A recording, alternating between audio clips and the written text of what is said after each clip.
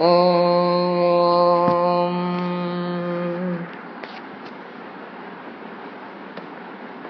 आप्यायस्व समेतु ते विश्वतः सोमवृष्णियं भवावाजस्य संकते अप्सु मे सोमो अब्रवीतन्तर्विश्वानि भेषजा अग्निं च विश्वशम्भुवमापश्च विश्वभेषजीः गौरीमिमाय सलिलानि तक्षत्येकपदी द्विपदी स चतुष्पदी अष्टापदी नवपदी बभूवुषि सहस्राक्षरा परमे व्योमन् ॐ अधिदेवता प्रत्यधिदेवता सहिताय सोमाय नमः।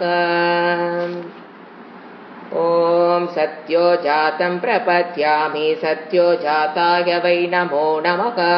भवे भवे नादि भवे भवस्व मां भवोद्भवाय नमः। वामदेवाय नमो ज्येष्ठाय नमः श्रेष्ठाय नमो रुद्राय नमः कालाय नमः कलविकरणाय नमो बलविकरणाय नमो बलाय नमो बलप्रमथनाय नमः सर्वभूततमनाय नमो मनोन्मनाय नमः। अघोरेभ्योऽथ घोरेभ्यो घोरघोरतरेभ्यः सर्वेभ्य सर्वेभ्यो नमस्ते अस्तु रुद्ररूपेभ्यः। तत्पुरुषाय विद्महे महादेवाय धीमहि तन्नो रुद्रः प्रचोदयात्। तन्महेशाय विद्महे वाग्विशुद्धाय धीमहि तन्नः शिवः प्रचोदयात्। ईशान सर्वविद्यानामीश्वर सर्वभूतानां ब्रह्माधिपतिर्ब्रह्मणोऽधिपतिर्ब्रह्मा शिवो मे अस्तु सदा शिवो। नमो हिरण्यभागवे हिरण्यवर्णाय हिरण्यरूपाय हिरण्यपतयेऽम्बिका पतये उमापतये पशुपतये नमो नमः।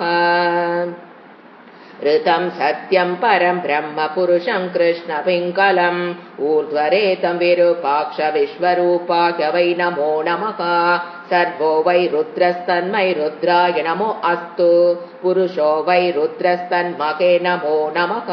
विश्वं भूतं भुवनं चित्रं बहुता जातं जायमानं च यत् सर्वो केश रुद्रस्तस्माहि रुद्रो रुद्राय नमो अस्तु। कत्रुत्राय प्रचेतसे मीटुष्टमाय तव्यसे वोचे मशन्तमहुं कृते सर्वे केश रुद्रस्तस्मै रुद्राय नमो अस्तु। ॐ शान्ति शान्ति शान्तिः। श्रुतिस्मृतिपुराणानाम् आलयं करुणालयं नमामि भगवत्पादं शङ्करं लोकशङ्करं शङ्करं शङ्कराचार्यं केशवं बादरायणं सूत्रभाष्यकृतौ वन्दे भगवन्तः पुनः पुनः। निधये सर्वविद्यानां विजशे भवरोगिणां गुरवे सर्वलोकानां दक्षिणामूर्तये नमः। ॐ सहना भवतु सहनौ भुनक्तु सह वीर्यङ्करवावहै तेजस्विनावधीतमस्तु मा विद्विषावहै। ॐ शान्ति शान्ति शान्तिः। जीवयात्रा नाன்காவது பாடல். प्राप्यन्तत्परं सुखं हि मुनयो मोक्षं समाचक्षते जीवेशान जगद्विशेषरहितं ज्ञानैकसाध्यं ध्रुवं येनात्मन्यतिरोहितस्वमहिमानन्दात्मको भासते मिथ्याद्या समतिश्च येन गलति ज्ञानं तदेवामलम्. ஐந்தாவது பாடல். आस्तिक्यं दृढमूलमेव मनुजः सम्पादयत्वादितः कर्माचारयुतस्ततश्च भवतु स्वर्गादिभोगेच्छया स्वर्गादावपि च क्रमेण गमितो नैराश्यमेवास्तिरे नित्यानित्यविचारणेन स्वधिकृतस्तत्त्वं समन्विच्छतु. போன வகுப்புல நான்காவது பாடலுடைய ஸ்லோகத்தினுடைய விசாரம் பார்த்தாச்சு. மீனிங் நம்ம பார்க்கணும். அதுக்கு முன்னால ஞானம் அப்படிங்கிறத மோட்சத்துக்கு உண்டான ஒரே சாதனம் ஞானம். அதை கொஞ்சம் தெளிவு பண்ணிட்டு நம்ம அடுத்த இந்த மீனிங்கு போகலாம். இப்போ மோட்சம் அப்படிங்கிறது சம்சாரத்திலிருந்து விடுதலை, சம்சார துக்கம். ஃபர்ஸ்ட் சம்சாரம்னா தெளிவா இருக்கும். ஃபர்ஸ்ட் சம்சாரத்துக்கு பல டெஃபினிஷன் கொடுக்கலாம். ஒன்று, இந்த பிறப்பு இறப்பிலிருந்து விடுபடுவது, சம்சாரத்திலிருந்து விடுபடுவதுன்னு சொல்றோம். அது இறந்ததற்கு பிறகு, அது விதேக முக்தி. வாழ்ந்து கொண்டிருக்கும் பொழுது, இறந்ததுக்கு அப்புறம் நாம என்ன ஆகுங்கிறது அப்புறம் பார்த்துக்கலாம். இப்போ நான் வாழ்ந்து கொண்டிருக்கும் போது எது சம்சாரம்? என் மனதில் இருக்கிற ராக, துவேஷம், மதம், மாத்சரியம், இதெல்லாம் தான் லோபம், கர்வம். இதெல்லாம் தான் மனதில் இருக்கிற இந்த கிளேஷங்கள். இதுதான் நமக்கு எதை கொடுக்குது?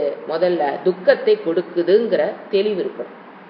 அப்பதான் நமக்கு சம்சாரத்திலிருந்து விடுபடுறது ஏன். இதிலிருந்து விடுபட்டாவே நமக்கு என்ன கிடைக்கும்? இந்த சம்சாரத்திலிருந்து விடுபடுதல்ங்கிற இதிலிருந்து விடுபடணும். இப்ப இதிலிருந்து விடுபடுவதுதான் துக்க நிவிருத்தி. அடுத்தது அந்த இறைவனை பற்றிய, என்னை பற்றிய ஞானம்ங்கிறது ஆனந்தத்தை கொடுக்கக்கூடியது. இது ரெண்டும் தான் மோட்சம். துக்க நிவிருத்தி, ஆனந்த பிராப்தி. இதுல தெளிவா இருக்கும். இந்த மோட்சத்தை பெறுவதற்கு வாழ்ந்து கொண்டிருக்கும் பொழுதே, இந்த சரீரத்தில் வாழ்ந்து கொண்டிருக்கும் பொழுதே அடையக்கூடிய விஷயம் மோட்சம், ஜீவன் முக்தி. அதனாலதான் ஜீவன் முக்தின்னு பேரு. விடுபடுகிறான் எப்ப? ஜீவித்துக் கொண்டிருக்கும் பொழுதே. அதுதான் ஜீவன் முக்தி அப்படின்னு நம்ம பார்த்தோம். இப்ப அதற்கு ஒரே சாதனம் ஆத்ம ஞானம். அதுல நிச்சயம் பண்ணிக்கணும். எத்தனை வகுப்புகள் போனாலும் இந்த நிச்சய புத்தி வராத வரைக்கும் கேட்டான் தவால் தான். சோ நிச்சயம் பண்ணிக்கணும். இதுதான் இந்த ஞானம் தான் எனக்கு மோட்சத்தை கொடுக்க போகுது அப்படிங்கறதுல ஃபர்ஸ்ட் தெளிவு இருக்கணும். ரெண்டாவது தெளிவு, அந்த ஞானத்தை எப்படி பெறுதல், அதுல தெளிவா இருக்கணும். அந்த ஞானத்தை எங்கு, எப்படி, யாரிடம் இருந்து பெறுதல், அந்த ஞானத்தை கொடுக்கக்கூடிய டெக்ஸ்ட் எது, எதை படிச்சு நான் அந்த ஞானம். ஏன்னா ஞானம்னா ஒரு படித்து தெரிந்து, கர்மம்னா கை காலை யூஸ் பண்ணி ஒரு கர்மத்தை செய்யறோம். ஞானம்னா அறிவு. அறிவு எங்க பெறுவது, எப்படி பெறுவது?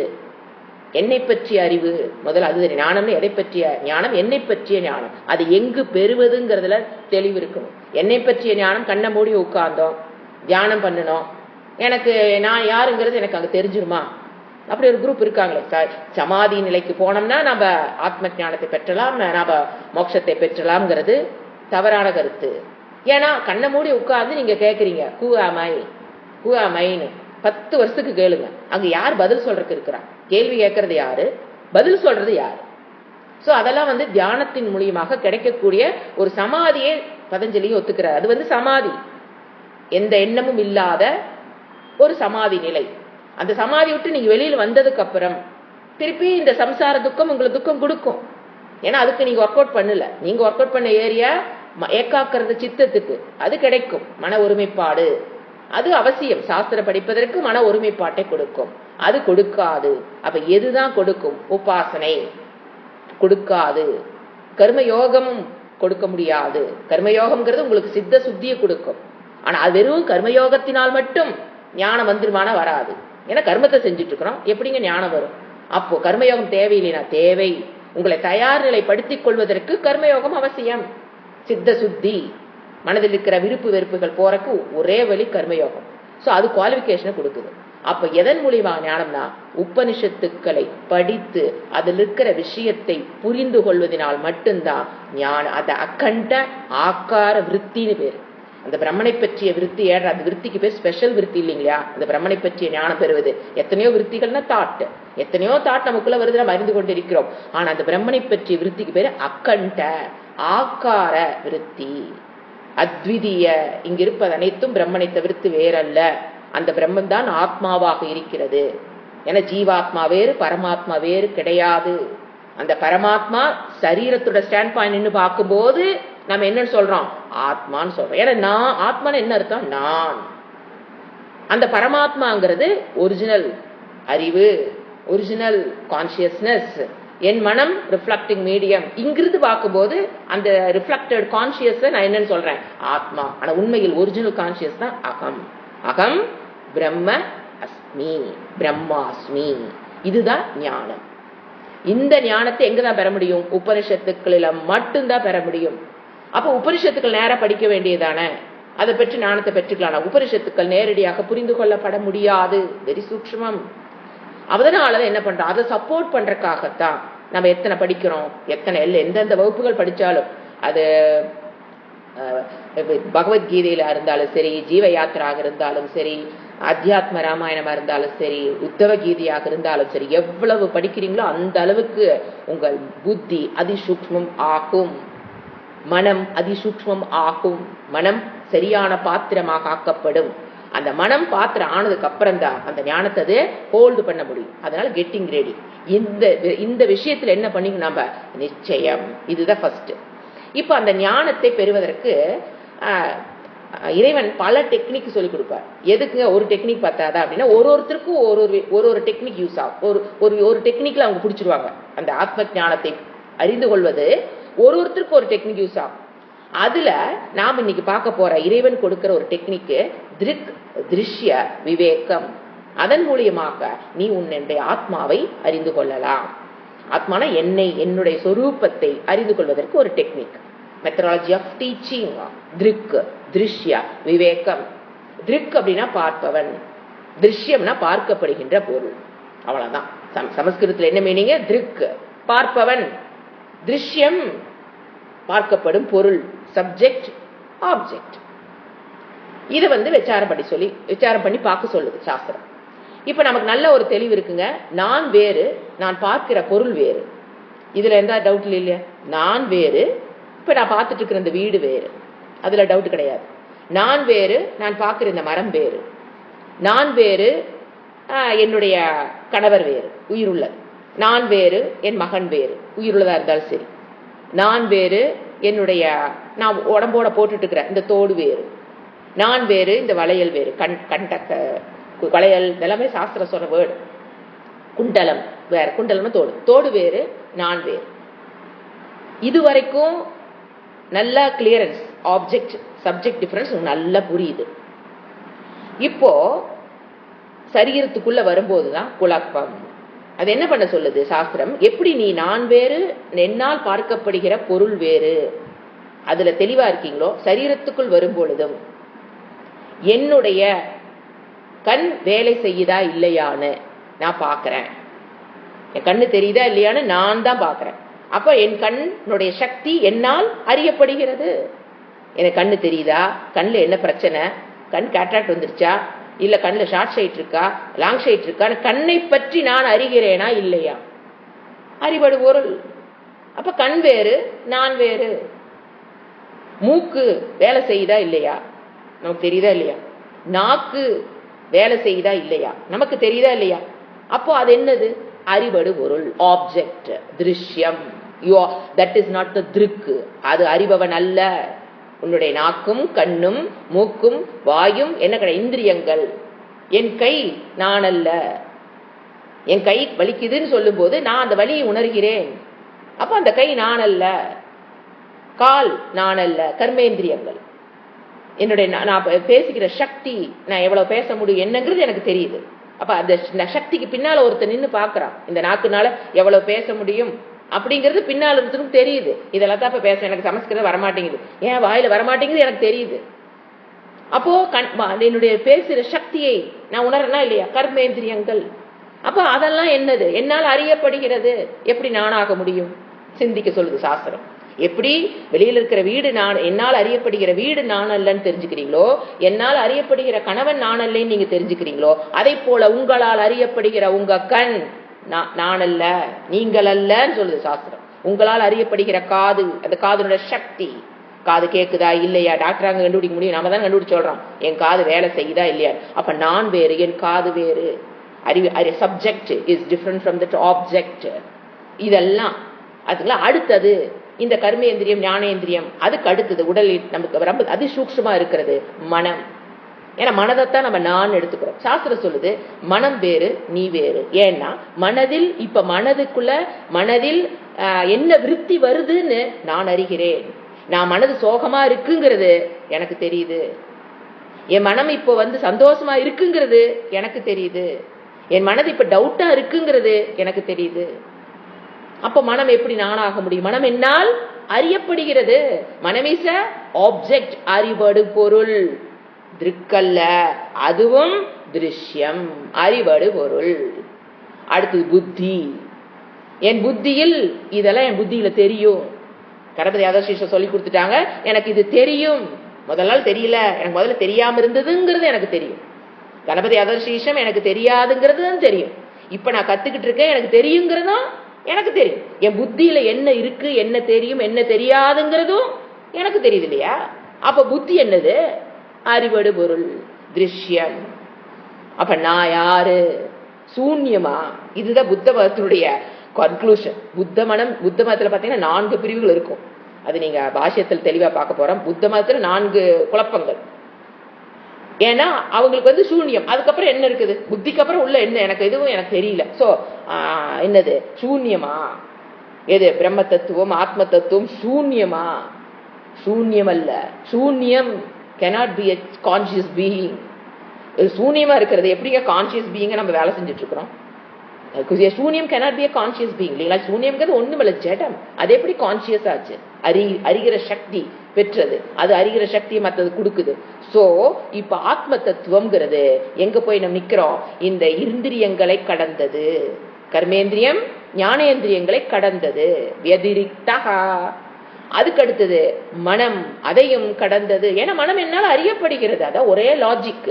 வெளியில இருக்கிற வீடு நான் ஏன் நான் இல்லைன்னு சொல்றேன்? அது என்னால் அறியப்படுகிறது, அதனால அது நான் இல்லைன்னு எப்படி சொன்னமோ அதே போல என்னுடைய கண், காது, இந்திரியங்கள் என்னால் அறியப்படுகிறது. நான் அல்ல. என் மனமும் நான் அறிகிறேன். சப்ஜெக்ட் நான் அல்ல. மனம் நான் அல்ல. அப்ப புத்தி நான் அல்ல.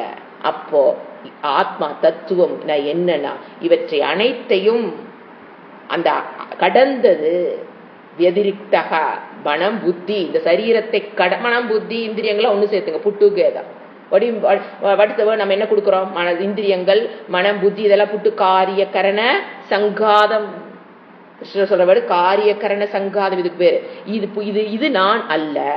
அப்போ இதை கடந்தவள் நான். அந்த தத்துவம் தான் ஆத்ம தத்துவம். அதனுடைய சொரூபம் சத்து, சித்து, ஆனந்தம், பியோர் கான்சியஸ்னஸ். அந்த நான் என்ன பண்றேன்? மனதில் அந்த கான்சியஸ்னஸ், இருப்பு, எக்ஸிஸ்டன்ஸ், அறிவு, அது எங்கும் வியாபித்திருக்கிறது. அத என் மனம் ரிஃப்ளெக்ட் பண்ணும்போது அந்த மனதில் அது என்ன ஆகுது? as like கான்சியஸ்னஸ், பிரம்ம தத்துவம் எப்படி வெளியில எங்கும் வியாபித்திருக்கிறதோ அது என்னோட மனதில் ரிஃப்ளெக்ட் ஆனோன்னு மனம் கெட் தட் ரிஃப்ளெக்டட் கான்சியஸ்னஸ். அந்த ரிஃப்ளெக்டட் கான்சியஸ்னஸ் தான் இந்த சரீரத்துக்கு எதை கொடுக்குது? சேத்தனத்தை கொடுக்குது. இதுதான் அந்த கான்சியஸ். அது என்ன சொல்லுது? இந்த நான் எதை நான் சொல்றேனோ அது ரிஃப்ளெக்டட் கான்சியஸ். அது மனதில் இருக்கிற ஆத்ம தத்துவம், மனதில் வெளிப்படுகிற ரிஃப்ளெக்டட் கான்சியஸ்னஸ். ஆனா ஒரிஜினல் கான்சியஸ் ஏகஹா, பரம்பொருள் ஒன்று. அது வெளிப்படுகிற மீடியம், ரிஃப்ளெக்டிங் மீடியம் மனம் நிறைய இருக்கு. மனம் இருக்கு, நிறைய இடத்துல ரிஃப்ளெக்ட் ஆயிட்டு இருக்கு. நாம் என்ன நினைச்சுக்கிறோம்? நான் வேற, அவங்க வேற நினைக்கிறோம். பட் ஆத்ம தத்துவம் இஸ் ஈக்குவல் டு பிரம்ம தத்துவம். அந்த பிரம்மம் ஏக, அது ஒரே அறிவு, இரண்டற்ற ஒன்றாக அறிவு சொரூபமாக இருக்கிறது. இந்த ஞானம் தான் இப்ப எந்த ஸ்லோகத்துக்கு வருவோம்? நித்யானந்த சுகம் பதம். இந்த ஞானம் தான் நமக்கு என்ன கொடுக்க போகுது? மோட்சத்தை கொடுக்கும் அப்படிங்கறது இவர் விளக்குறாரு. இப்ப வேர்ட் பை வேர்ட் மீனிங் பார்க்கலாம். பிராபியம் தத்பரமம் சுகம் ஹி முனையக. பிராபியம்னா இதைத்தான் பிராபியம்னா அடையப்பட வேண்டியது.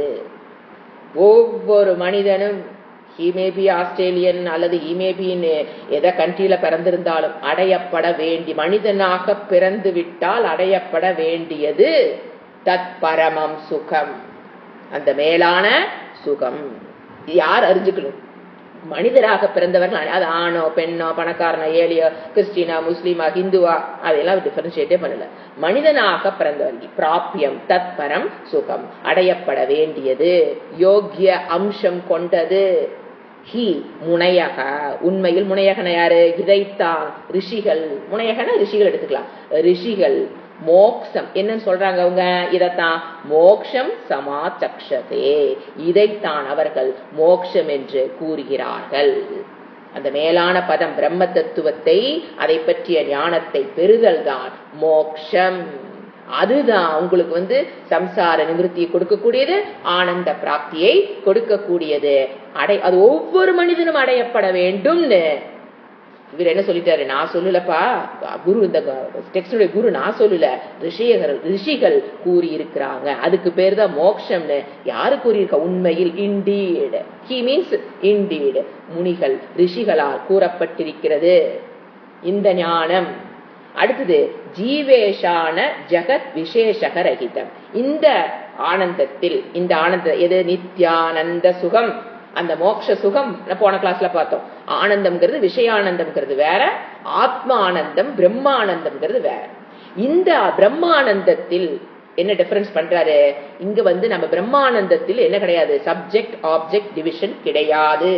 இனி விஷயானந்தத்துல பாருங்க, இது ஒரு பொருள், அது வேற, நான் அனுபவிப்பேன் வேற. அந்த துவைதம் இருக்கும்.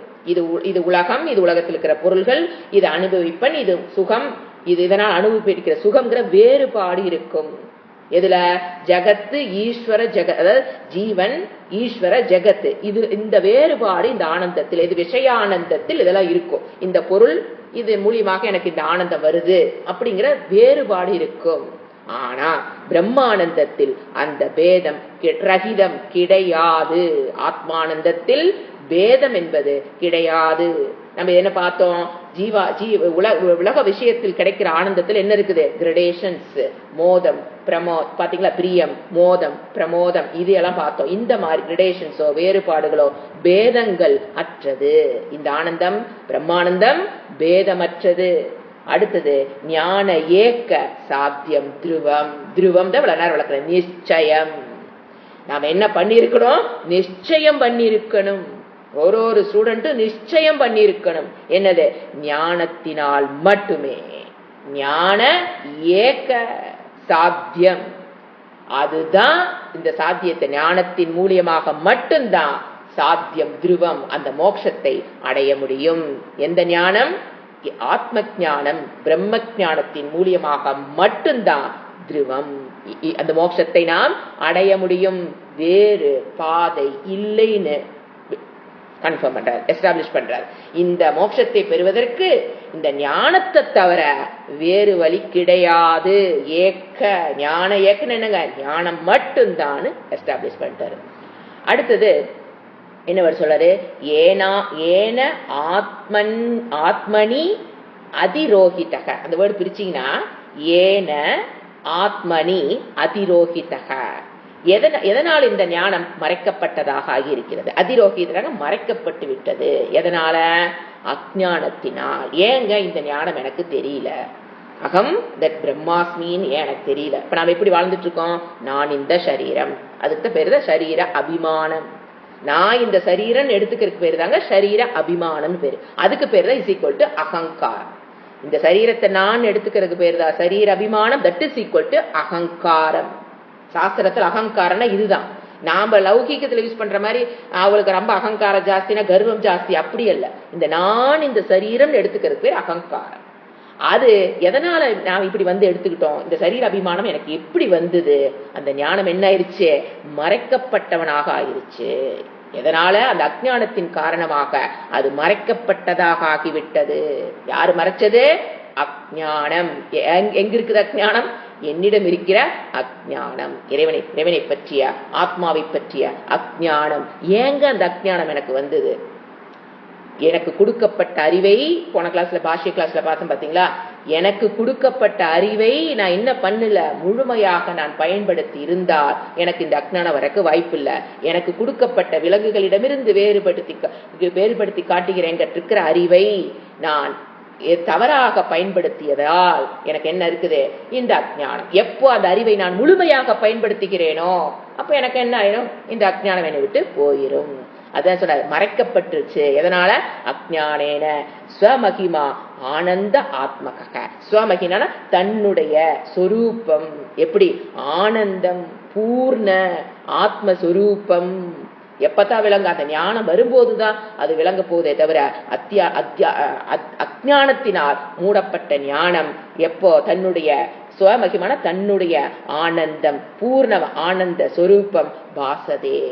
அந்த அஜ்ஞானம் மறையும் போது இது பாசத்தே, வெளித்தோற்றத்திற்கு வருகிறது. எது மறைச்சிருச்சு? அஜ்ஞானம். ஞானம்ங்கிறதுங்க மறைக்கப்பட்ட விஷயம். அப்ப சாஸ்திரமா குருவா வந்தாங்கன்னா ஞானத்தை கொண்டாந்து உங்களுக்கு கொடுக்கறது இல்ல, அந்த ஞானத்தை மறைச்சிருக்கிற அஜ்ஞானத்தை விளக்குதல். எதனால் மறைக்கப்பட்டிருக்கிறதோ இந்த ஞானம், நான் அகம் பிரம்மாஸ்மிங்கிற ஞானம் எதனால் மறைக்கப்பட்டிருக்கு? அஜ்ஞானத்தினால் மறைக்கப்பட்ட ஞானம். சோ அந்த அஜ்ஞானத்தை விளக்குவதுதான் சாஸ்திரமோ குருவோ பண்ற வேலை. ஞானத்தை கொண்டு வந்து கொடுக்கறது இல்ல, அது ஆல்ரெடி பிராப்திய பிராப்தி. அது உங்களால் ஏற்கனவே அடையப்பட்ட ஒன்று. அதை போய் நாம எங்க யாரு கொண்டாந்து கொடுக்கணுங்கிற அவசியம் கிடையாது. பிராப்திய பிராப்தி. அப்ப என்ன நடக்குது? அஜ்ஞானத்தை விளக்குறது. அது விளக்கிட்டோம்னா பாசத்தே. ஏன்? ஆத்மா ஸ்வப்பிரகாசக, அறிவு சொரூபம். அதை போய் யாரு மறைக்க முடியும்? மறைக்க முடியாது. ஆனா அதையும் மறைக்கிற சக்தி யாருக்கு இருக்கு? அஜ்ஞானத்துக்கு இருக்கு. ஆவரணம். அந்த மாயினுடைய ஒரு செயல் தான் என்னது? ஆவரணம். அஜ்ஞானத்தோட ஃபர்ஸ்ட் ஸ்டெப் ஆத்மாவை மறைத்தல். First step. ரெண்டாவது என்ன தெரியுங்களா பண்ணுது அந்த அஜ்ஞானம்?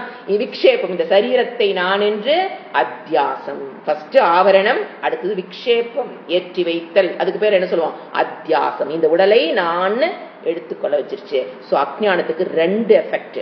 ஒன்னு ஆத்மாவை மறைத்தல் பண்ணிருச்சு, ரெண்டாவது விக்ஷேபம் ஏற்றி வைத்தல், அத்தியாசம் அப்படின்னா இந்த உடலை நான் ஏத்துக்க வச்சிருச்சு. இது ரெண்டும் தான் யாரு மறைச்சது? ஆத்மாவை மறைச்சிருக்கு. மித்யா அத்தியாசம். சோ அப்ப மித்யா அத்தியாசம் தான் என்னது? நம்ம ஏற்றி வச்சிருக்க என்ன என்ன பண்ணி? மித்யா அத்தியாசம். இப்ப அடுத்தவன் என்ன பார்க்கணும்? அத்தியாசம்னா என்ன? ஏற்றி வைத்தல். இப்ப நாம அஜ்ஞானம் என்ன பண்ணி இருக்குது? என்னுடைய ஆத்மஸ்வரூபத்தை மறைச்சிட்டு இந்த சரீரத்தை நான் எடுத்துக்கொள்வதற்கு பேரு அத்தியாசம், ஏற்றி வைத்து காணுதல். இதுக்குதான் ஒரு உதாரணம் கொடுத்தேன். தூரத்தில் ஒரு மாலை நேரத்தில் நீங்க போறீங்க, ஒரு கயிறு தான் கிடக்குது. ஆனா நீங்க அதை என்னவா பாக்குறோம்? அஜ்ஞானத்தின் காரணமாகத்தான் அதை என்னவா பார்த்தோம்? பாம்பா பார்த்தோம். அப்ப அதுக்கு பேரு அத்தியாசம். பாம்பை எந்த இடத்துல நம்ம என்ன பண்றோம்? கயிற்றின் மேல் ஏற்றி வைத்து காண்கிறோம். அதனாலதான் பயம். அதே போல ஆத்மாவின் மேல் இங்க எதை ஏற்றி வச்சுட்டோம்? சரீரம் நான். அப்ப என்ன நினைக்கிறோம்? அதை ஏற்றி வைத்து இந்த சரீரத்தை நான் பாக்குறோம். ஏன கலாதி. இந்த மித்யா அத்தியாசம். அடுத்தது எந்த ஞானேன? ஏன கலாதின எந்த ஞானத்தினால் ஞாசமாகும். இப்ப தூரத்தில் இருக்கிற பாம்பை பாக்குறீங்க, அது எப்ப போகும்?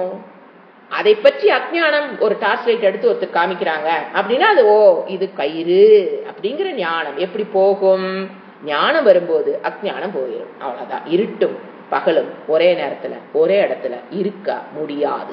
ஒன்னா ஞானம், இல்லைன்னா அஜ்ஞானம். ஒன்னா இருட்டு, இல்லைன்னா பகல்.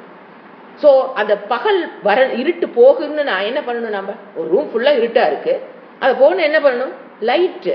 நீங்க இருட்டை பிடிச்சி வெளியில தள்ளுறவன் என்ன?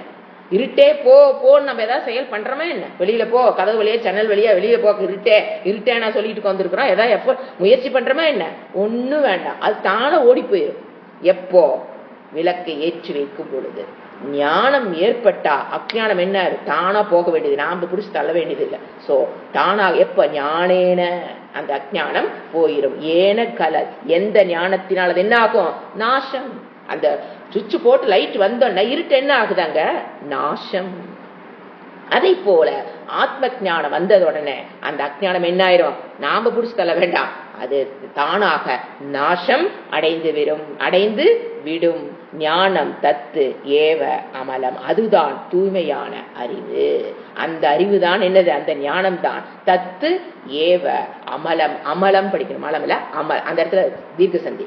அமலம் தூய்மையற்ற. மலம்னா என்ன? மனதில் இருக்க, அதுதான் மனதில் இருக்கிற அழுக்குகளை போக்கக்கூடியது. பிறப்பு இறப்புங்கிற துக்கத்திலிருந்து நம்மளை விடுவிக்க கூடியது. ஏன்னா பிறப்பு இறப்பும் மலம், நம்மளை பிடிச்ச ஒரு மலம்.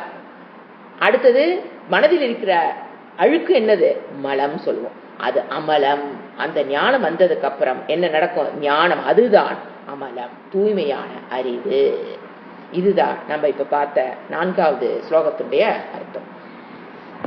இப்போ இன்னொரு டெக்னிக்கு நான் சொல்லியிருந்த வாட்ஸ்அப்ல, பஞ்சகோஷ பிரக்ரியா. அதன் மூலியமாகவும் நம்மளுடைய ஆத்ம தத்துவத்தை சரீரத்திலிருந்து பிரிச்சு காமிக்கிறது.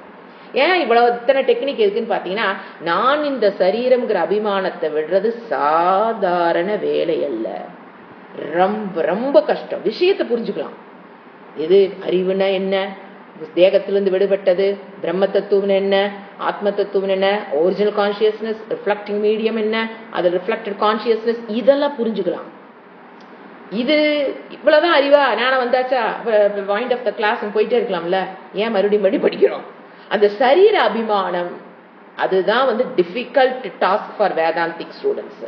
சரீரத்தின் மேல் இருக்கிற அபிமானத்தை விடணும். நான் இந்த சரீரம் ஏன் விட முடியாதுன்னு கேட்டீங்கன்னா, நான் இந்த சரீரம்ங்கிற எண்ணம் உங்களுக்கு இப்ப இந்த ஜென்மத்துல மட்டும் நீங்க அந்த எண்ணத்தை பதிவு பண்ணி வைக்கல. அந்த பதிவு இதுக்கு முன்னால எத்தனை கோடி ஜென்மங்கள் எடுத்தீங்களோ, புல்லாய், பூடாய், மரமாய், விக்ஷமாய், பல்வேறு விக்ஷமாய், பாம்பாய், எத்தனை ஜென்மம் எடுத்தீங்களோ, எத்தனை சரீரங்கள் எடுத்தீங்களோ, அத்தனை சரீரத்திலையும் மாறாத ஒரு எண்ணம், நான் இந்த சரீரம்.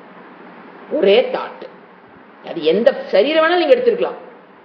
ஆனா இந்த ஒரு எண்ணம் மாறாம பதிவு பண்ணி வச்சிருக்கீங்க. நான் இந்த சரீரம், நான் இந்த சரீரம். எத்தனை கோடான கோடி ஜென்மங்கள் அந்த மனதை என்ன பண்ணி வச்சிருச்சு? அப்படியே திருடமா புடிச்சு வச்சிருச்சு, நான் இந்த சரீரம்ங்கிற. சோ அறிவு வந்தோடனே புத்தி ஏத்துக்கும். மனம் புத்தியில பாத்தீங்கன்னா, புத்தி உடனே இதுதான் நான், அகம், தட் அறிவுங்கிறது டக்குன்னு புரிஞ்சுக்கும். ஆனா மனம் அந்த மாதிரி இல்ல. மைண்ட் நீட்ஸ் அபியாசம். எந்த ஒரு ஞானத்தை நீங்க அபியாசம் மீன்ஸ் ரிப்பீட்டட் திங்கிங். அபியாசம் மீன்ஸ் ரிப்பீட்டட் திங்க். இத்தனை நாளா நீங்க என்ன ரிப்பீட்டா திங்க் பண்ணீங்க? எதை நீங்க அபியாசம் பண்ணி வச்சிருந்தீங்க? நான் இந்த சரீரம்ங்கிறது கோடான கோடி ஜென்மத்துல நீங்க ரிப்பீட்டடா பதிவு பண்ணி வச்சுட்டீங்க. மனம் அதுக்கு அப்படியே மோல்ட் ஆயிடுச்சு. இப்போ திருப்பி ஒரு நாள் நான் இந்த சரீரம் அல்லன்னு சொன்னா, அதனால மனதுனால அது அப்படி மாற முடியாது. எந்த அபியாசத்தினால அந்த மனதை நீங்க உருவாக்குனீங்களோ அதே அபியாசம் இஸ் நீடட். அந்த என்ன, நான் இந்த சரீரம் அல்லன்னு மனம் ஏத்துக்கிறதுக்கு மைண்ட் நீட் அபியாசம். அபியாசம் என்னங்க? திருப்பி திருப்பி அதுல சிந்தனை பண்ணணும். திருப்பி திருப்பி அபியாசம் என்னங்க? ரிப்பீட்டட். ஆவருத்தின்னு சொல்ற பாத்தீங்களா, ரிப்பீட்டடா பண்றது. அது நீட்ஸ், மைண்ட் நீட்ஸ். ஏன்? அந்த அபியாசத்தின் மூலியமாக எண்ணத்தை நீங்க பதிய வச்சிருக்கீங்களோ அதே அபியாசத்தின் மூலியமாகத்தான் இத்தனை நாள் நான் சரீரம்னு, இத்தனை நாள் சொல்லக்கூடாது, இத்தனை கோடி ஜென்மமா நான் சரீரம்ங்கிற அபியாசம். இப்ப அதை எடுக்கிறதுக்கு நம்ம என்ன எவ்வளவு அவசரப்படுறோம்? 1 வருஷத்துக்குள்ள இது போயிருமா, 2 வருஷத்துக்குள்ள இது போயிருமா? Is it possible? பல ஜென்மங்களாக பதிந்த பதிவு எப்ப போகும்னா, போகும்போது அது போகட்டும். நாம் என்ன பண்ணணும்? ரிப்பீட்டட் அபியாசம். டெய்லி டெய்லி டெய்லி நான் இந்த சரீரம் அல்ல அல்ல அல்லங்கிற எண்ணத்தை நீங்க உள்ள கொடுத்துக்கிட்டே இருக்கணும். எப்பங்க கொடுப்பீங்க? நான் இந்த சரீரம் இல்லைங்கிற எண்ணத்தை எப்ப நம்ம சமையல் பண்ணும்போது கொடுக்க முடியுமா? இல்ல ஆபீஸ் போகும்போது கொடுக்க முடியுமா? இல்ல பஸ் ஏறும்போது கொடுக்க முடியுமா? வேதாந்த வகுப்புகளை அட்டன் பண்ண ஒரு நாளும். அதனாலதான் தினம் அது சிந்திக்கணும். தினம் அது காலையில் அந்த பதிவு நல்ல ஸ்ட்ராங்கா இருக்காத, காலங்காத்தல் 5 மணிக்கு உட்கார்ந்து நீங்க அந்த பதிவை என்ன பண்றீங்க? இத்தனை நாள் பண்ணின பதிவை மறுபடியும் அபியாசம் பண்ணி நீக்கிறதுங்கிறது டிஃபிகல்ட் டாஸ்க். அப்ப அந்த காலையில சாத்விக புத்தியில நீங்க பதிவு போடும்போது அது ஈஸியாக பதியும். அதனாலதான் தினம் காலையில கிளாஸுக்கு வாங்க. அதுல இருக்கிற சிந்திக்கணும். அது ஒண்ணுதான் வழி. நீங்க வேற எப்படி உங்க அந்த அபியாசத்தை போடுவீங்க? நான் இந்த சரீரம் அல்லங்கிறது. அதைத்தான் டிஃபரெண்ட் வழியில சாஸ்திரம் சொல்லி கொடுக்குது. ஃபர்ஸ்ட் என்ன சொல்லி கொடுத்தது? திருக் திருஷ்ய இந்த சரீரம் நீ அல்ல. இந்த எப்படி கண்ணு நீ அல்ல, காது நீ அல்ல. இது ஒரு டெக்னிக். அடுத்தது பஞ்சகோஷ பிரக்ரியா. இது ஒரு பிரக்ரியா மீன்ஸ் டெக்னிக். இதன் மூலியமாக நான் இந்த சரீரம் இல்லைன்னு என்ன பண்றோம்? சிந்திக்கிறோம். வேதாந்த வகுப்புகள் வந்தா மட்டும்தாங்க நீங்க அபியாசம் பண்ண முடியும். அல்லது கிளாஸ் முடிஞ்சதுக்கு அப்புறம் நீங்க அதை திருப்பி கேட்கறீங்க, ஓகே.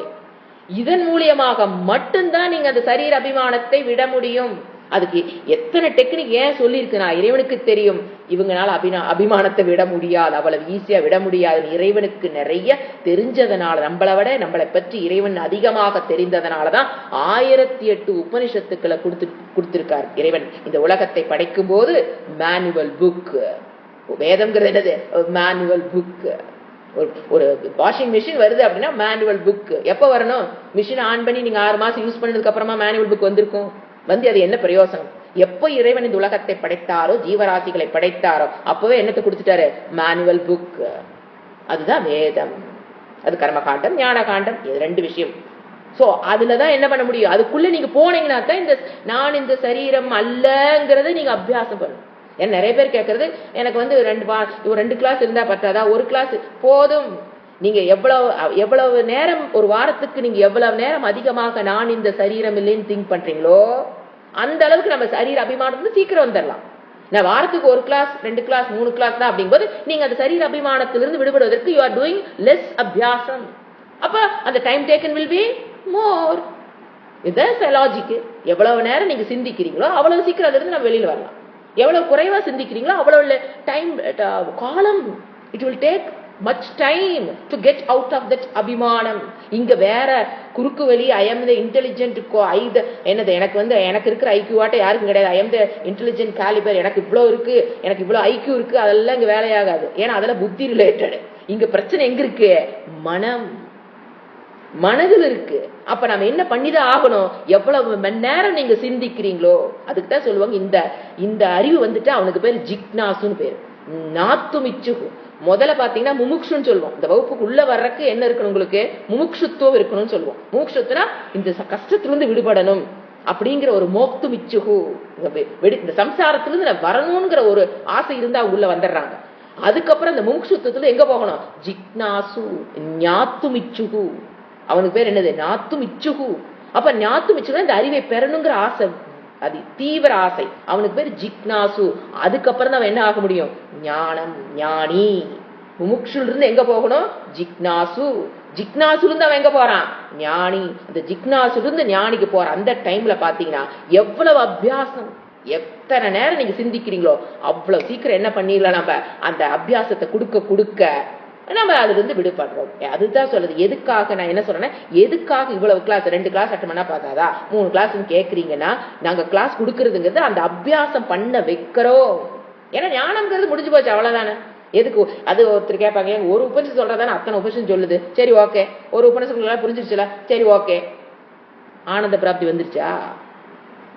என்னை எதுவும் இந்த உலகத்தில் இருக்கிற எந்த செயலும் யார் என்ன திட்டினா கூட என்னை ஐ எம் நாட் டிஸ்டர்ப்டுங்கிற வார்த்தை வாயிலிருந்து வந்துருச்சுன்னா எஸ் யூ கெட் தட் ஞானம், யூ ஆர் இன் த ஞான நிஷ்டா. அப்படி வர முடியாது அவ்வளவு சீக்கிரம். ஏன்னா பிரச்சனை பல ஜென்மமா நம்ம அபியாசம் பண்ணி வச்சிருக்கோம் நான் இந்த சரீரம்னு. அதை வெளி எடுக்கிறதுக்கு it will take some decades for some people, some 2 decades பாக்குறோம்ல நம்ம. Some people takes 2 decades.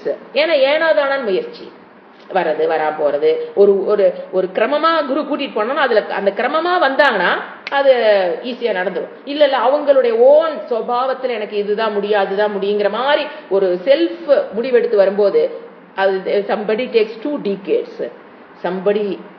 somebody's mind takes only 2 years 3 years. அப்படி ஜிக்னாஸ்ல இருந்து அந்த ஞானத்துக்கு வரும்போது அது அடுத்தது நம்ம பார்க்க போறோம் நவயோக சம்பாதத்துல. அவர் அழகா சொல்லுவார், அதை நம்ம அந்த இடத்துல பார்க்கலாம். சரிங்களா? இப்ப அடுத்த ஸ்லோகத்துக்கு நம்ம போலாம். இப்ப அடுத்த ஸ்லோகம் போறதுக்கு முன்னால என்ன படிக்கணும்? பஞ்சகோஷ பிரக்ரியா. இது எதுக்கு சிந்திக்கிறோம்? நான் இந்த சரீரம் அல்லன்னு அபியாசம் பண்ணித்தான் ஆகணும். அதுக்கு அடுத்த அபியாசம் பஞ்சகோஷம். கோஷம் நாங்க மறைத்தல் அர்த்தம். இப்ப கோஷம்ங்கிறது உரை. இப்ப அரசர்களை வச்சிருப்பாங்க பாத்தீங்களா, வாள் இப்படி சொல்லி வச்சிருப்பாங்க. அது மத்தவங்க மேல படாம இருக்கிறதுக்காக என்ன பண்ணிருப்பான், அதுக்கு மேல ஒரு கவர் பண்ணிருப்பாங்க பாத்தீங்களா, தோளால் ஆன ஒரு கவர். அதுக்கு பேரு சமஸ்கிருதத்துல கோஷம். அது என்ன பண்ணுது? உள்ள இருக்கிற வாளை மறைக்குது. அதான பண்ணுது, அது மறைத்தல். அதை போல நம்ம சரீரத்தில் எது ஆத்மாவை மறைப்பதை போல் அண்டர்லைன் பண்ணிக்கணும். உண்மையில ஆத்மாவில யாரும் மறைக்க முடியாதுங்க. மறைப்பதை போல் இந்த அஜ்ஞானத்தினால என்னென்ன விளைவுகள் எது நான் ஆத்மாவை எடுத்து வச்சிருக்கேன். ஆத்மாவை எந்தெந்த விஷயம் மறைக்கிற போல் மறைக்குது. ஃபர்ஸ்ட் இந்த சரீரம் என்ன பண்ணுது? இந்த ஆத்மாவை மறைப்பதை போல் மறைச்சு இந்த சரீரத்தை நான் எடுத்துக்கிறேன். எப்போ? நான் குண்டு, நான் ஒல்லி, நான் உயரம், நான் சிகப்பு, நான் அழகு அப்படி நீங்க சொல்லும் போது என்னத்தை எடுத்து வச்சிருக்கீங்க? அதுக்கு பேரு அன்னமய கோஷம். சரீரத்தை நான் எடுத்துக்கிட்டு அந்த எண்ணங்கள் வரும்போது என்ன பண்ணிட்டு நம்ம அந்த சரீரம் என்ன பண்ணிருச்சு, அந்த சரீரத்துக்கு பேரு அன்னமய கோஷம். ஏன் சரீரத்துக்கு அன்னம்? அன்னத்திலிருந்து பிறந்து அன்னத்திலே வளர்ந்து திருப்பி அன்னத்திலே பூமியிலே போய் அது முடியக்கூடியது. அதனால சரீரத்துக்கு இன்னொரு பேரு அன்னம். அந்த அன்னம் சரீரம் அந்த ஆத்மாவை மறைப்பதை போல் மறைச்சிருக்கிறதுனால எனக்குலாம் மறைக்கலீங்க. ஆனா நம்ம என்ன எப்ப நம்ம அது மறைக்குது நமக்கு தெரியுது. நான் ஒல்லி, நான் குண்டு, நான் உயரான, சிகப்பு, நான் அழகு, நான் அழகு என் கண் அழகு, என் மூக்கழகு, என் வாயழகு, இதை பண்ணி அழகாக்குறேன், இதை பண்ணி அதை பண்ற, இதை பண்ணி அதை பண்ற, முகத்தை அழகு பண்ணணும்ங்கிற போது we are in அன்னமய கோஷம். நான் அழகா இருக்கணுங்கிறக்காகத்தானே நம்மளுடைய முகத்தை அழகு பண்றோம். அப்ப நம்ம எங்க இருக்கிறோம்? அன்னம். இது கீழ் லோவஸ்ட் திங்கிங். அதுல இருந்து கொஞ்சம் கொஞ்சமா வர ஸ்டெப் ஏறன்னு அர்த்தம். எல்லாரும் இங்கதான் ஃபர்ஸ்ட் இருப்பாங்க. This is the lowest level of thinking. அதிகமாக சிந்திக்காதவர்கள் தான் இங்க நிற்பாங்க. அன்னமய கோஷம், ஞான் இந்த சரீரம். அடுத்தது இப்ப பிராணமய கோஷம். அடுத்தது ரெண்டாவது பேரு பிராணமய கோஷம். அப்படின்னா உடம்புக்குள் இருக்கிற பிராண சக்தியை நான் எடுத்துக்கிறது. இப்ப பிராணசக்தியோட வெளிப்பாடு எப்படி? ஒரு பசி வருது அப்படின்னு நம்ம என்ன எடுத்துக்கிறோம்? எனக்கு பசிக்குது அப்படின்னு நம்ம சொல்லும் போது எங்க அபிமானம் நமக்கு போயிருச்சு? பிராணன்ல போயிருச்சு. பிராண சக்திக்குள்ள என்ன போயிருச்சு? நான் இந்த பிராணன். எப்போ எனக்கு பசிக்குது, எனக்கு பசி ஆறிடுச்சு, இந்த மாதிரி எனக்கு வலிக்குது, இந்த உள்ள இருக்கிற பிராணனுடைய செயல்பாட்டை வெளிப்படுத்தும் போது அந்த அப்ப நம்ம எங்க இருக்கிறோம்? பிராணமய கோஷம். அப்ப என்ன ஆயிடுச்சு? பிராணன் ஆத்மாவை மறைப்பதை போல் மறைச்சிருச்சு. ரெண்டாவது கோஷம். ஃபர்ஸ்ட் இந்த உடல் ஆத்மாவை மறைப்பதை போல் மறைக்குது, அதுக்கு பேர் அன்னமய கோஷம். ரெண்டாவது உள்ள இருக்கிற பிராணன் ஆத்மாவை மறைக்க, அது இன்டர்னல். ஸ்தூல சரீரத்தை விட உள்ள இருக்கிறது யாரு? பிராணன், சூக்ஷ்மம். அது ஆத்மாவை மறைப்பதை போல் மறைக்கிறதுனால அந்த பிராணனுக்கு பேரு பிராணமய கோஷம். அடுத்தது மனோமய கோஷம். என்ன பண்ணுது? மனம், என்னுடைய மனம் ஆத்மாவை மறைப்பதை போல் மறைச்சிருது. அதனாலதான் எனக்கு தெரியல நான் யாருன்னு. அது என்ன? நான் மனம். எப்ப நான் மனம் சொல்றேன்? நான் சோகமா இருக்கேன், நான் சந்தோஷமா இருக்கேன் அப்படின்னா யார் சந்தோஷமா இருக்கிறது? சோகமான விருத்தி எங்க வருது? மனதில் வருது. துக்கமான விருத்தி தாட் எங்க வருது? மனதில் வருது. ஆனா நான் என்ன சொல்றேன்? நான் சந்தோஷமாக இருக்கிறேன், நான் துக்கமாக இருக்கிறேன். அப்ப என்ன என்ன நடந்திருக்குது? மனம் ஆத்மாவை மறைப்பதை போல் மறைச்சிருச்சு. அந்த கோஷத்துக்கு பேரு மனோமய கோஷம்.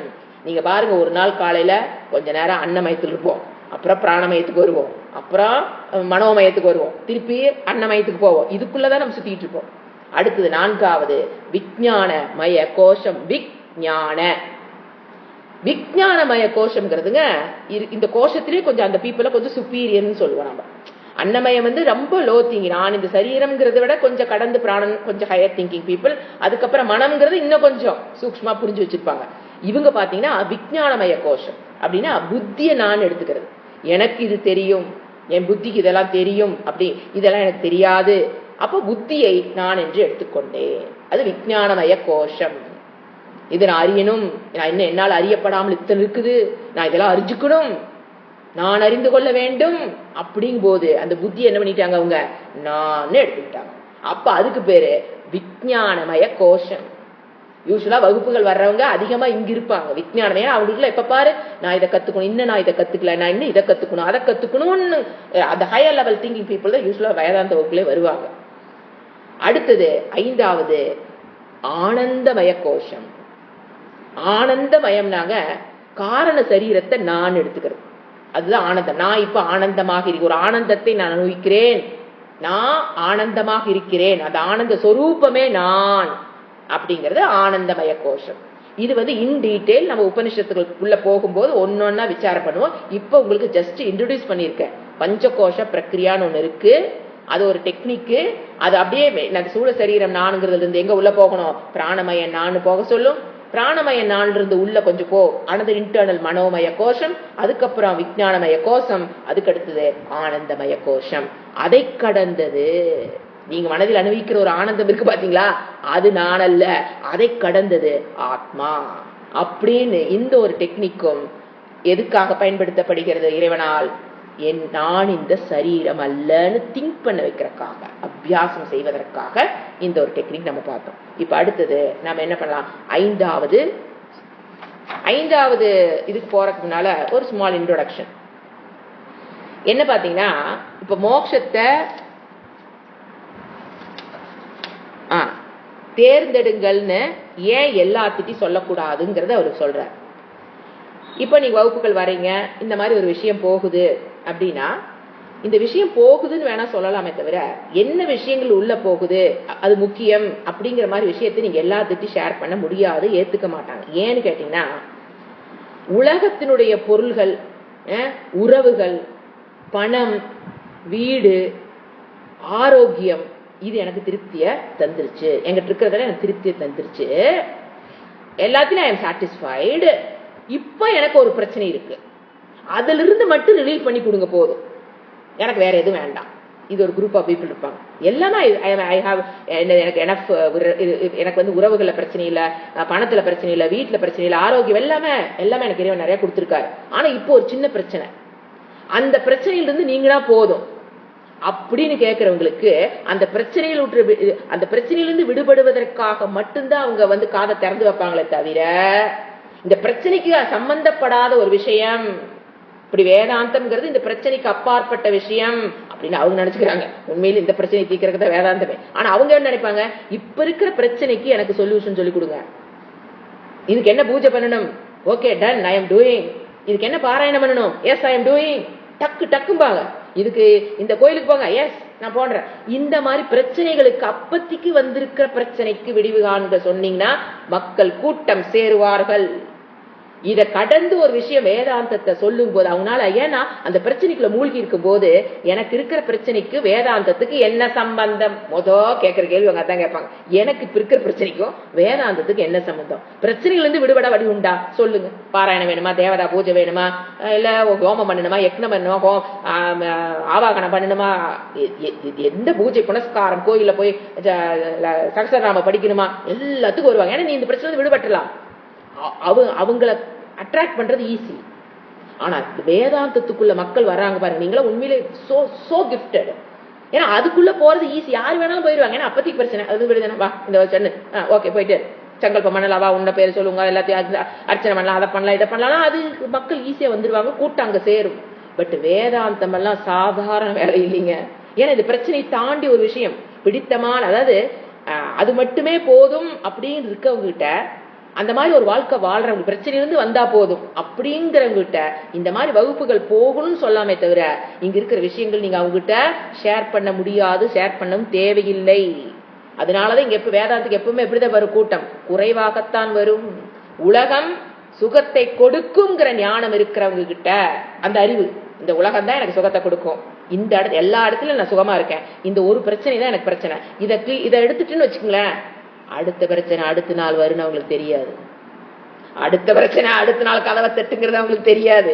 அவங்க இப்ப மாட்டிருக்காங்களா அது மட்டும் தான் பெருசா தெரியும். அதுல இருந்து வந்துட்டா போதும், நான் நிம்மதியா இருப்பேன், எனக்கு வேதாந்தம் எல்லாம் தேவையில்லை. சோ அவங்க என்ன நினைக்கிறாங்க, உலகம் சுகத்தை கொடுக்கும், அந்த அறிவு அவங்களுக்கு எப்படி இருக்கும், திருடம்.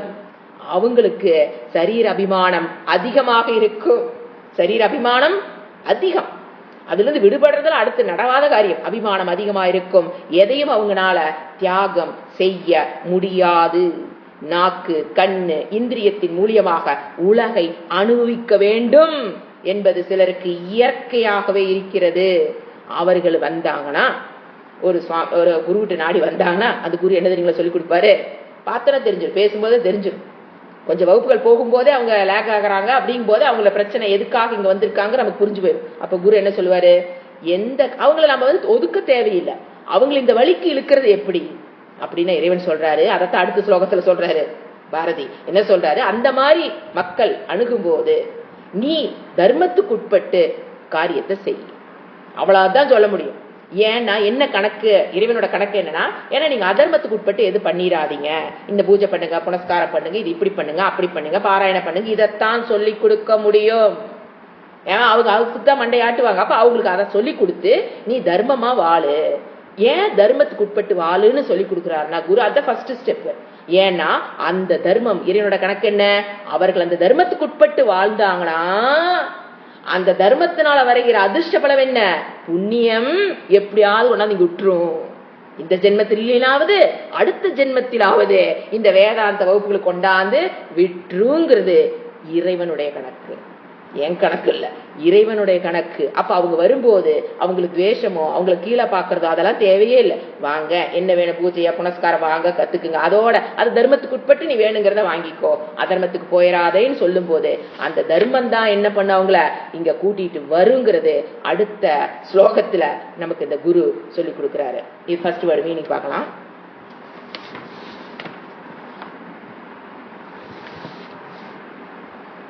சம்பாதயது மனுஜக.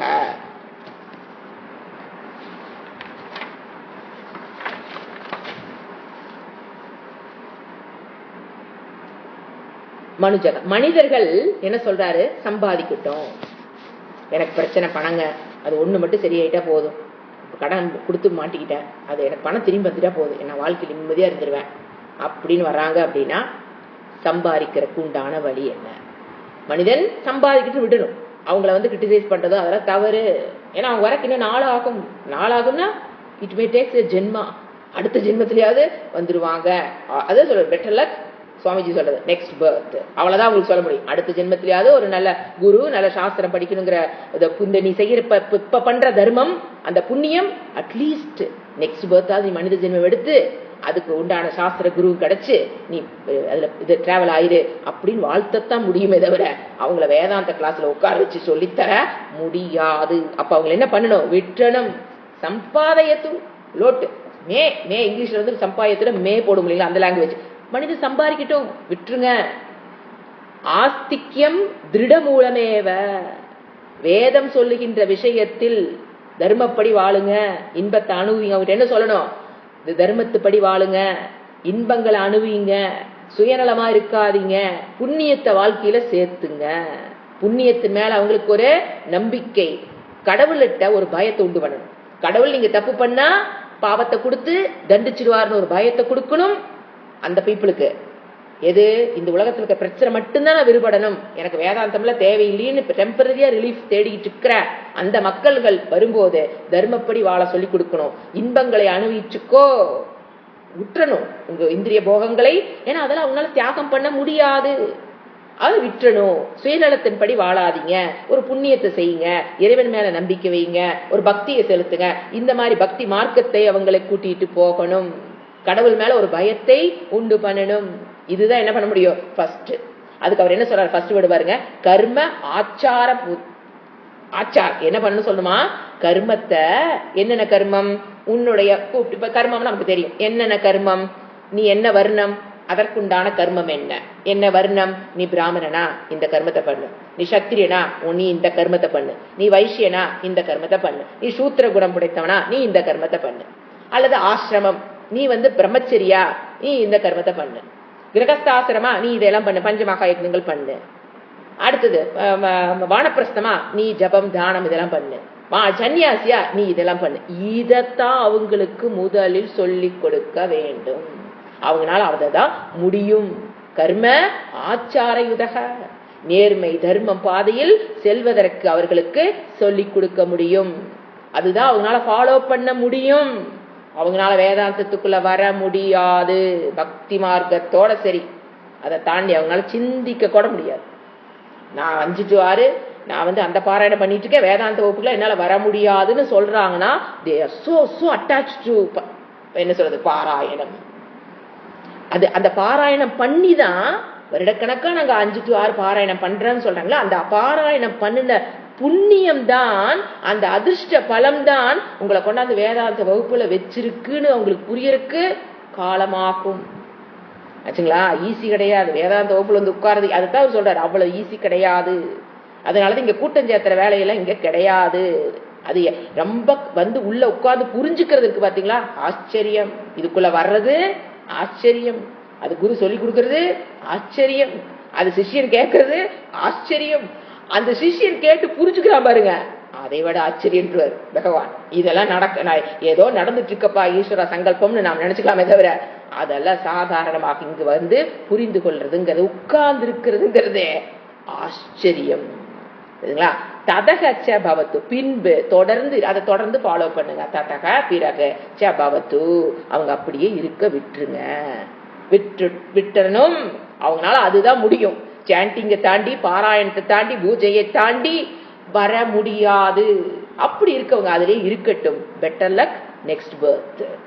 அந்த ஆட்டிடியூட சாஸ்திரம் நம்மளை பார்க்க சொல்லுது. அடுத்து சில பேர்த்துக்கு என்ன, இந்த உலகத்துல எல்லாம் இந்த யோகம் பண்ணி இதை அடையலாமா, இந்த சகசனம் பண்ணா இதை அடையலாமா, இப்படியே போயிட்டு இருக்காங்களா. அடுத்து சில பேரு சொர்க்கம் இறந்ததுக்கு அப்புறம், இப்ப எனக்கெல்லாம் ஓகேங்க, இருக்கிற கஷ்டத்துல மேனேஜ் பண்ணிக்கிறேன், ஒன்னும் பெருசா இல்ல, அதெல்லாம் பிரச்சனை தான் தாத்துக்கிறேன். ஆனா இறந்ததுக்கு அப்புறம் நான் எங்க போகணும்? சொர்க்கம் போறேன்னு ஆசைப்படுறியா? வா. இறைவன் என்ன பண்றாரு? வா, இதெல்லாம் பண்ணு.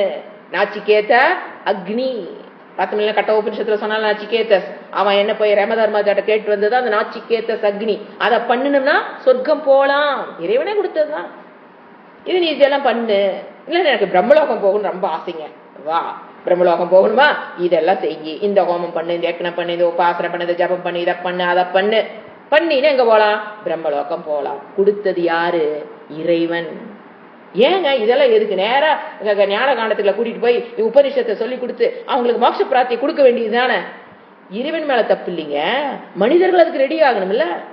அதனாலதான் மனிதன் மஸ்ட் எங்க ஈர்க்கப்படுவான்? இந்த பூஜை புனஸ்காரத்துலதான் மனிதன் ஈர்க்கப்படுவான். தெரிஞ்சுதான் இறைவன் எதை கொடுத்திருக்காரு? கர்மகாண்டம். ஆனா நைஸ் உள்ள என்ன பண்ணிட்டாரு? தர்மத்துக்கு உட்பட்டு பண்ணு, நீ என்ன வேணுமோ அடைஞ்சுக்கோ, எதை வேணுமாலும் இறைவன்ட்ட கேட்டு அடைஞ்சுக்கோ, ஆனா தர்மத்துக்கு உட்பட்டு பண்ணு. அண்டர்லைன் வேர்டு என்னது? தர்மத்துக்கு உட்பட்டு பண்ணுனா அவரோட கணக்கு என்ன? அந்த தர்மம், அந்த புண்ணியம் அவனுக்கு ஞான காண்டங்கிற கேட்ட திறந்து விடும்னு இறைவன் கணக்கு. அது தவறாகாது, என்னைக்கு அது தவறாகாது. எந்த அளவுக்கு இந்த நல்ல காரியங்கள் அவங்க பண்றாங்களோ, புண்ணியத்துக்கு உட்பட்ட தர்மத்துக்கு உட்பட்டு இந்த பூஜை புனஸ்காரம் பாராயணம் பண்றாங்களோ, அவங்க கண்டிப்பா அதுக்குள்ள கேட் அவங்களுக்கு ஓப்பன் ஆகும். ஆனா அவங்க தெரிஞ்சுக்கணும், அவங்க என்ன நினைச்சுக்கிறாங்க? This is ultimate. அதுதான் பிரச்சனை. எது?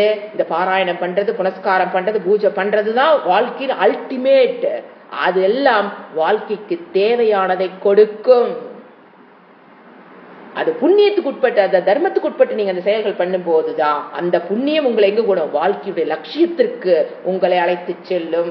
அந்த பாட்டை அப்படியே நம்ம அரேஞ்ச் பண்ணிக்கிறோம். வாழ்க்கைக்கு தேவை பூஜை புனஸ்காரம், தவறில்லை, பண்ணுங்க. But that is not the ultimate. அது தேவைக்காக இறைவன் கொடுத்தது. லட்சியம்ங்கிறது எங்க போய் அடைய முடியும்? நீங்க ஞானக வேதாந்த வகுப்புகள் வந்தா தான் வாழ்க்கையுடைய லட்சியத்துக்கு நாம டிராவல் ஆக முடியும். இல்லைன்னா தேவை வாழ்ந்துட்டு போயிட்டே இருக்கலாம். அதுங்களா? சொர்க்கம் இகலோக பிராப்தியும் சரி, சொர்க்கலோக பிராப்தி ஆதிபதம் போட்டார். என கந்தர்வலோகம் போன ஆசைப்படலாம். புவக சுவக மகக தபக தான் இருக்கே 7 அப். யாரு கீழே டவுன் போக மாட்டோம். 7 அப்பு போறக்கு. அந்த அப் லோகம்னா மேல் இருக்க லோகம், மேல் உலகங்கள் போகணும் ஆசைப்பட்டியா? வா, வந்து இதெல்லாம் செய்யி. அப்படி யாரு சொல்றா? இறைவன் ஏன் கொடுத்திருக்கிறாருன்னு இந்த இடத்துல நம்ம குரு விளக்குறார். ஏன் வந்து கர்மகாண்டத்தை இறைவன் கொடுத்தார் எப்படின்னா, இந்த விவேகம் இல்லாத மக்களுக்கு உலகம்தான் எனக்கு சுகத்தை கொடுக்கும்னு திருடமான நம்பிக்கை உள்ளவர்களுக்கு ஞான காண்டம் ஒத்து வராது, உபனிஷத்துக்கள் புரியாது, அவங்க வரவும் மாட்டாங்க. அப்ப அவங்களை நல்வழிப்படுத்துவதற்காகத்தான் இறைவன் எதை கொடுத்திருக்காரு? கர்மகாண்டம். தர்மத்துக்கு உட்பட்ட பூஜை புனஸ்காரங்களை அவர் கொடுத்திருக்கார். வர்ணாசிரம தர்மம், சாதுர்வர்ணியம் மயா சிஷ்டம். 4 இதை எதுக்கு நான் படைச்சேன்? நான் தான் படைச்சேன். அடுத்த லைன் நான் படைக்கலையும் பாரு, அது அடுத்து வேற, அடுத்த பகவத்கீதை அது. சரிங்களா? இது எல்லாம் என்னது? சொர்க்காதி கிரமேண கமிதக, படிப்படியாக. கிரமேண என்னங்க? சொர்க்கம் முதலியவற்றை படிப்படியாக என்ன பண்ணும்? நீங்க என்ன ஆசைப்படுறீங்களோ அதுக்கு வேதம் உங்களை கூட்டிக் கொண்டு செல்லும். கர்மகாண்டம் வேதம் தானே, அது உங்களை கூட்டிக் கொண்டு செல்லும். அடுத்தது இப்படியே போய் கடைசியில என்ன வரும்? நிராசயம். நிராசியம் ஏவ அப்படின்னு என்னங்க? வைராக்கியம், விவேகம். வைராக்கியம் வரக்கும்ல என்ன வரணும்? விவேகம். இதெல்லாம் கர்மகாண்டத்துல பூஜை புனஸ்காரம் பாராயணம் பண்ண பண்ண பண்ணதான் கடவுள் அனுகிரகம் இருந்தால் இந்த ஜென்மத்தில், கடவுள் அனுகிரகம் இருந்தால் அல்லது அடுத்த ஜென்மத்தில் அவனுக்கு என்ன வரும்? விவேகம். அப்ப இப்ப உங்களுக்கு விவேகம் வந்திருக்குன்னு யோசனை பாருங்க. இப்ப எனக்கு விவேகம் வந்துருச்சு, நான் இதை கத்துக்கணுங்கிற ஆசை வந்திருக்கு, நீங்க இப்ப போன் பண்றீங்க கேக்குறீங்க போது என்ன பண்ணிருப்பீங்க? இந்த விவேகம் வர்றதுக்கு முன்னால நீங்க போன ஜென்மத்தில் இதற்குண்டான முதலீட போட்டிருப்பீங்க. புரிஞ்சுதுங்களா? அந்த முதலீடு போட்டதுனாலதான் இப்ப என்ன வந்துருச்சு? எடுத்தோன்னே நாம் இதை கத்துக்கணும் அப்படிங்கிற ஆசை, விவேகம். அதன் மூலியமாக வைராகியத்தை பெருனா எனக்கு இதுல ஒரு டெடிகேஷன், கமிட்மெண்ட், டிட்டர்மினேஷன் வருது. கமிட்மெண்ட் எனக்கு தானா வருது. என்னன்னு தெரியலீங்க, கமிட் ஆயிர கமிட்மெண்ட். நான் இதை கேட்கணும்னு எப்படி வந்தது நமக்கு? யோசனை பண்ணி பாருங்க. இந்த குண்டான புண்ணியத்தை, தர்மத்துக்குட்பட்டான வாழ்க்கையை நீங்க போன ஜென்மத்தில் இந்த ஜென்மத்தில் வாழ்ந்திருந்தால் அந்த அதிர்ஷ்ட பலமான புண்ணியம் உங்களுக்கு அந்த விவேகத்தையும் வைராகியத்தையும் கொடுக்கும். அதுதான் நம்ம அதுக்கு என்னது நிராசியம் ஏவ அப்படின்னா விருப்பம் இல்லாமல் இருக்கிற நிலைனா வைராகியம். நிராசைன்னு அந்த இடத்துல வைராகியம் இருக்கிற நிலையை விவேகத்தின் மூலியமாக வைராகியம். எது எப்படி வைராகியம் என்னங்க? போக விஷயத்தில் பற்றற்று இருத்தல், அதுக்கு பேர் தாங்க வைராக்கியம். நான் கண்ணு மூலியமா இதை அணிவிக்கணும், காது மூலியம் இதை அணிவிக்கணும், வாய் மூலியமா இதை அணிவிக்கணும், உடம்பு அழகு பண்ணி இப்படி பார்க்கணும், உலக இதை ட்ரெஸ் பண்ணி இப்படி பார்க்கணும் அப்படி பார்க்கணும். இந்த போக விஷயத்தில் எனக்கு பற்று இல்ல. ஏன் பற்று இல்லாம போச்சு? அனித்தியம். இதெல்லாம் மாறக்கூடியது. இந்த தோல் எப்ப சுருங்கும்?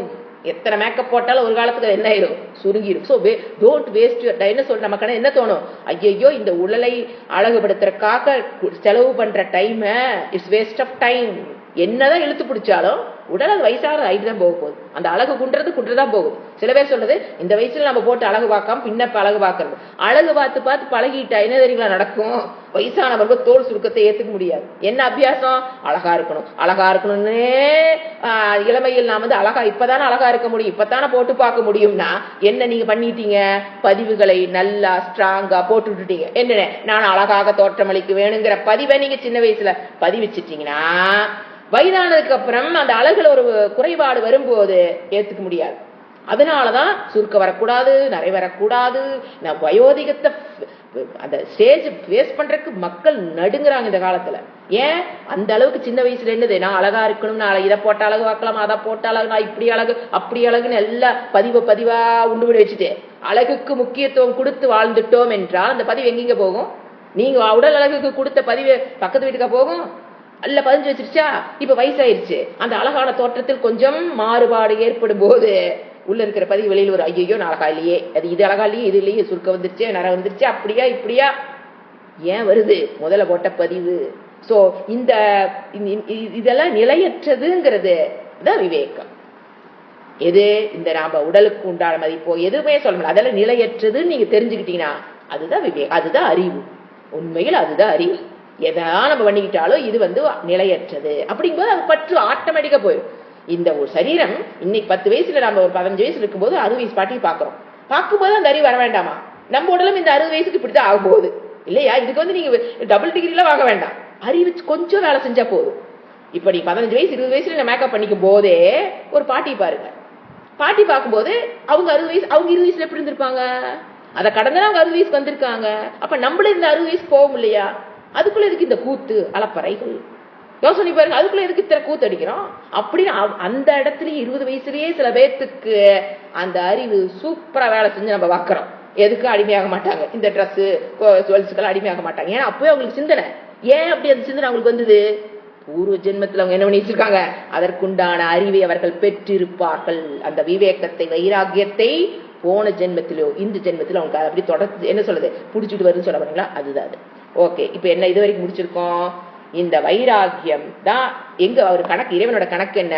இந்த மாதிரி ஒரு வாழ்க்கையை வாழ்ந்தா அதுக்கப்புறம் தர்மத்துக்கு உட்பட்டான வாழ்க்கையை பூஜை புனஸ்காரத்தில் ஈடுபட்டு நல்லா பண்ணிட்டும் அதுல தர்மத்துக்கு உட்பாட்டு வாழும் போது அவர்கள் அந்த புண்ணியம் அவங்களை என்ன பண்ணும்? விவேகத்தையும் வைராகியத்தையும் கொடுக்கும் என்பது இறைவன் கணக்கு. ஓம் சாந்தி சாந்தி சாந்தி. ஹரிஹி ஓம் ஸ்ரீ குருப்யோ நமஹ. ஹரிஹி ஓம்.